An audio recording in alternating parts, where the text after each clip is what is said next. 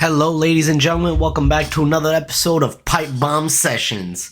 Man, we are coming off quite the weekend, huh? I mean, not only did we really kickstart the whole, I feel like WWE is really trying to make us get into the feels for, hey, we're gonna go into this whole, ESPN taking over the PLE transitioning and things like that, right? Getting off Peacock, and I feel like maybe that's why WWE is working a little bit extra harder on kind of maintaining some of their top stars as like even bigger stars so that people not only tune in, but I mean, for them, it's worth it for that $30 a month you're going to be paying, ladies and gentlemen. Like, yo, $30 a month is a lot just to, be watching a PLE every once a month. I hope that we get more than just the typical 5 matchups that are already kind of listed, right? So it's like, okay, what's going to happen? What's not going to happen, I guess? I'm not really sure in that sense, right?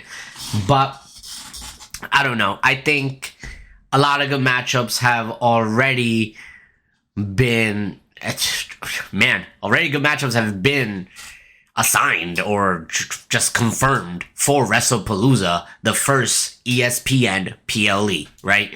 So, especially this week, oh my god. This week we had, I want to say we added at least 2 more matches to WrestlePalooza, which, hey, I'm trying to look at maybe like 6 or 7 if possible, but I'm not really sure if that's going to be... if that's really going to be happening, right? Right now, I believe we have, what is it? 4 matches? So, Palooza doesn't have for another 11 days.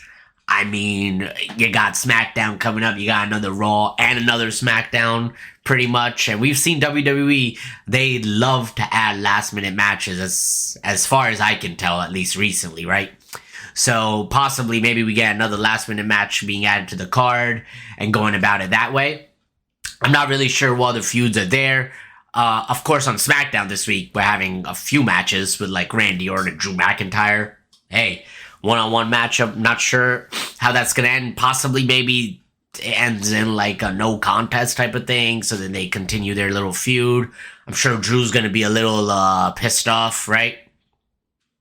So we got to see how that's going to go. I think another matchup that could be added, possibly, something involving Dirty Dom's IC title. I want to touch base in just a few about that AJ Styles promo that, funny enough, WWE did not repost on their X feed or Insta, nothing like that. It's like, for those of you who saw it, those are the ones who saw it. And mind you, I usually don't even get, ads in between Netflix when I'm watching Raw. And I did this time, which was very odd for me. And I'm like, something just feels kind of off here. So pretty much Styles came out, he cut a promo. He said that, his boys, the Good Brothers, they're gone. Gallows, Anderson, they're gone. Obviously, Misha's on SmackDown. She's kind of far away from him. And AJ just feels like, someone doesn't want him there. Now, the crowd and fans are thinking like, hey, is this kind of AJ just going off script and kind of just doing a free-for-all? See, I feel something like that happening. Okay, that makes sense why possibly WWE didn't repost it. Because, they just didn't see it coming and they don't want something to blow up in their face right now. Possibly maybe handle it behind the scenes. Or this is leading right into the next AJ Styles. It looks like his feud, I know his contract, rumors are, is coming to an end in February of 2026, which means that, okay, is he gonna be here that much longer, truthfully, or not? And I'm really not sure how to answer that anymore. I thought he would be at least coming through till the end of next year, but I know during SummerSlam he quietly said that was one of his last SummerSlams, possibly. So it's like, ooh, okay, like, hey, what's going on with AJ Styles, man? I would love to see AJ more, just more on screen. I love AJ Styles. I think he's a great competitor. I've been following him since his TNA days, when he still is. I mean, when he was the phenomenal one.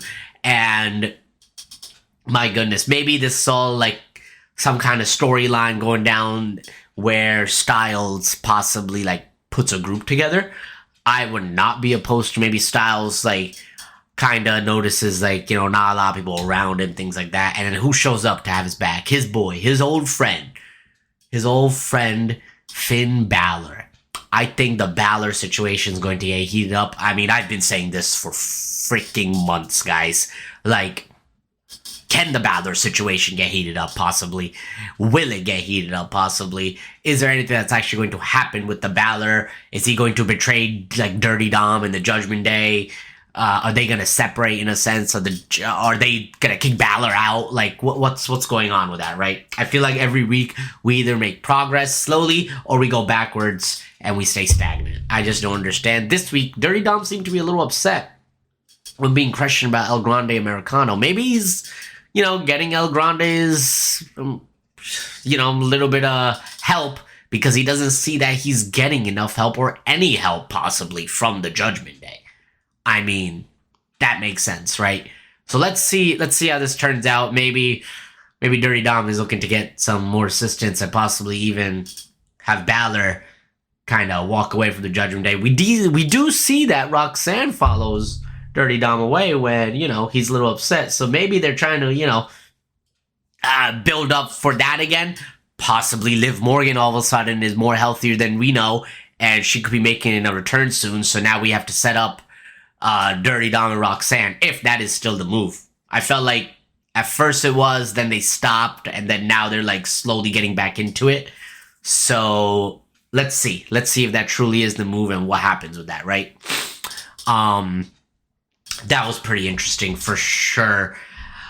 Another pretty interesting thing was Sami Zayn on SmackDown getting booed. I mean, a lot of people online are calling this man Sammy Hogan. Hey, you guys do know Sami Zayn doesn't even have double-digit wins on the year, right? Like, a lot of people who are just talking just to talk, get some views, get some bullshit out there. Yo, leave the bullshitters keep bullshitting, because that don't even make sense. How is it that you're telling me a guy is being like a Hulk Hogan-esque type of guy when he just got his first title? After a little bit, but then on top of that, guys, again, if he's won double digits, this is his 10th win.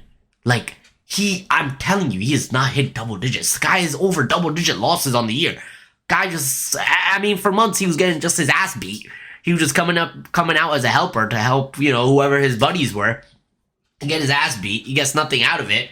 And now he's getting booed from a crowd. For what reason? I'm not really sure, man.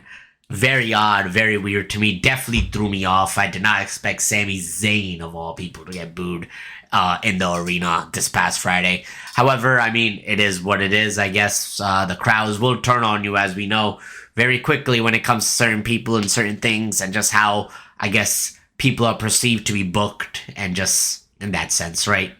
So I think that's very interesting, right? Now,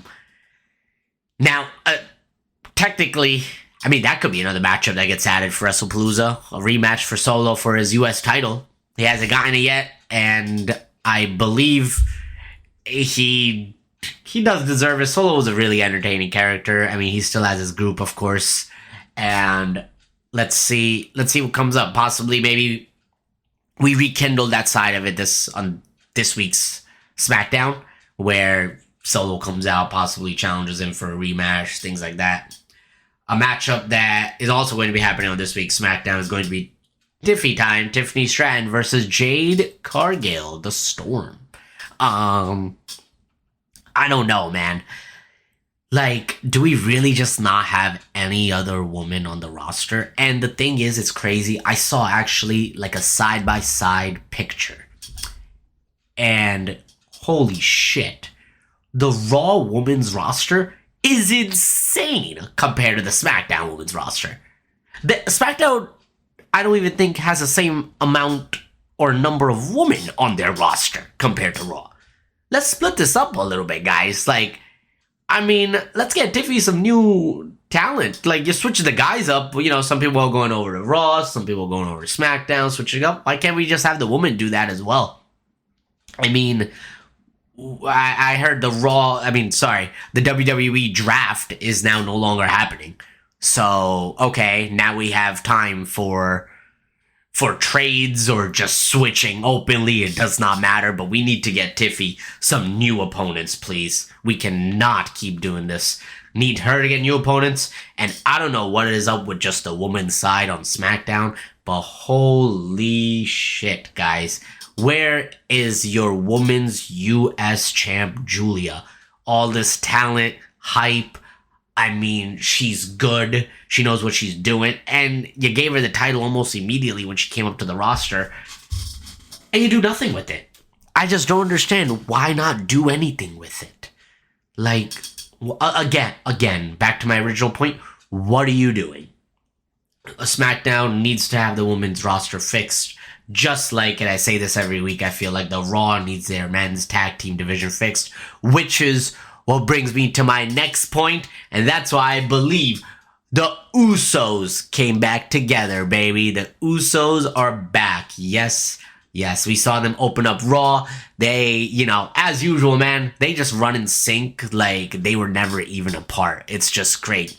Now, something that's interesting is that LA Knight ended up attacking Bronson Reed and Braun Breaker on the ramp afterwards, and, you know, Jay, of course, by accident, alas, it was LA Knight's fault, gets freaking hit by Bronson Reed. Of course, LA Knight and them, they're standing tall, but LA Knight and Jay get into a little argument. Knight's trying to tell him, like, hey, man, it was an accident, wasn't trying to mean to do it.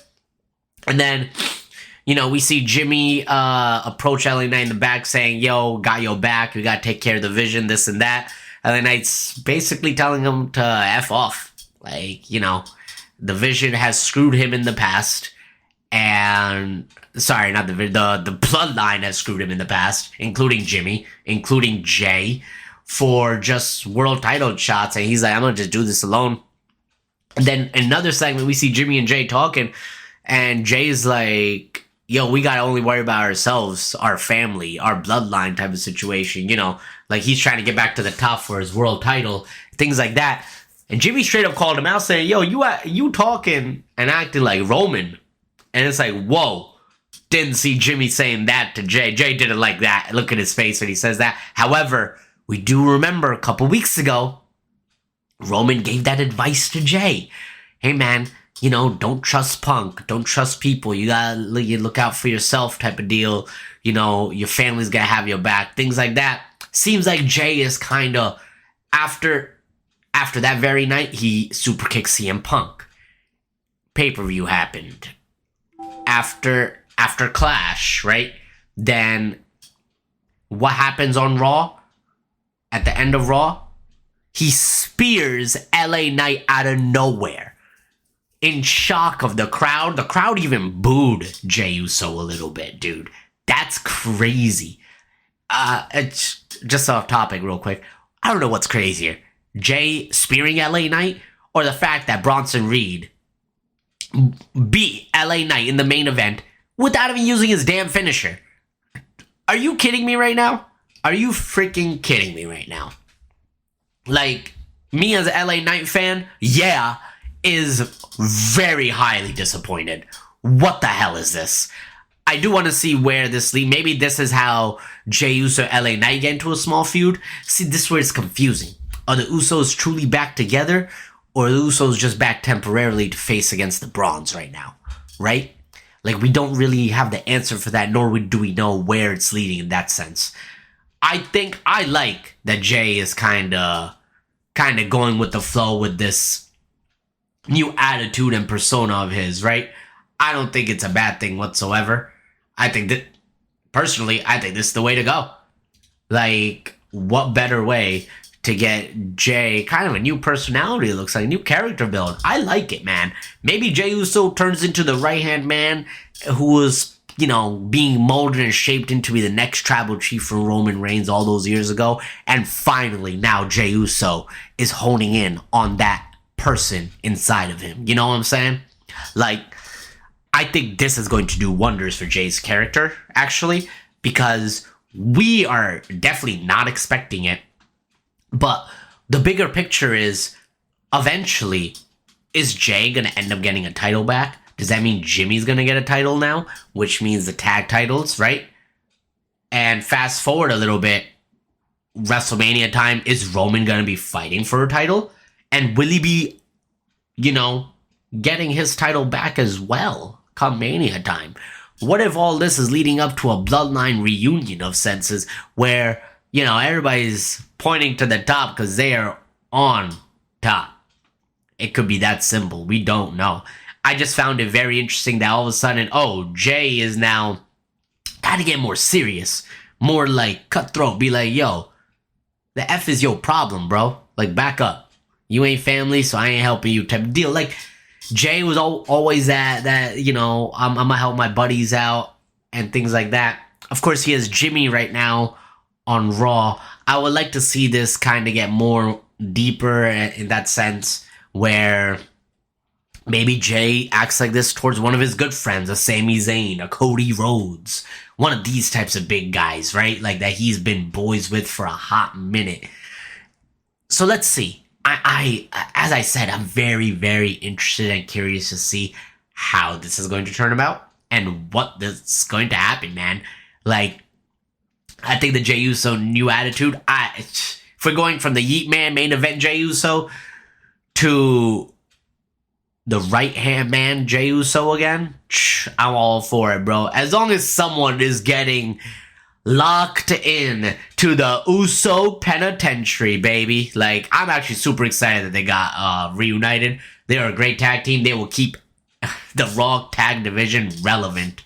I am so happy for that, right? So, before I wrap up today's episode, I would like to just, let you guys know some of the matchups. That are already made for WrestlePalooza.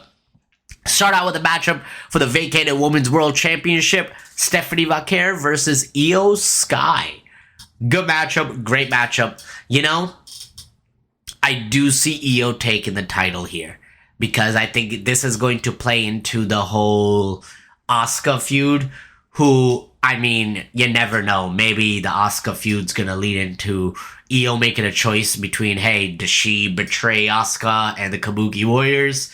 Or is she going to kind of, follow in Asuka's advice and all this stuff and kind of let go of her newly formed friendship with Rhea Ripley? Very interesting. I would not be surprised if Asuka and the Kabuki Warriors are somehow involved in that matchup. Another matchup that got made official on SmackDown, and he will also be on SmackDown, ladies and gentlemen, this week, is the Beast Incarnate Brock Lesnar versus John Cena, baby. Now that, guys, is a matchup. I think this is huge. We saw the epic and crazy unexpected return happen at SummerSlam for Brock Lesnar. And now let's see what Brock Lesnar and Cena can put up one more time in another matchup as these two legends fucking go at it for probably their final time. And this is going to be epic, in my opinion. Now, as I was talking about earlier, it's going to be newly reformed Usos versus the Brawns. Braun Breaker and Bronson Reed. Challenge was let out and accepted last night on Monday Night Raw, as well as another challenge from AJ Lee that I mentioned earlier. AJ Lee and CM Punk versus Becky Lynch and Seth Rollins. She really got under Seth Rollins' nerve, and Rollins got frustrated and just bang, accepted the freaking challenge. Becky didn't seem like she wanted to accept the challenge, but Rollins took matters into his own hands and accepted it on behalf of both of them.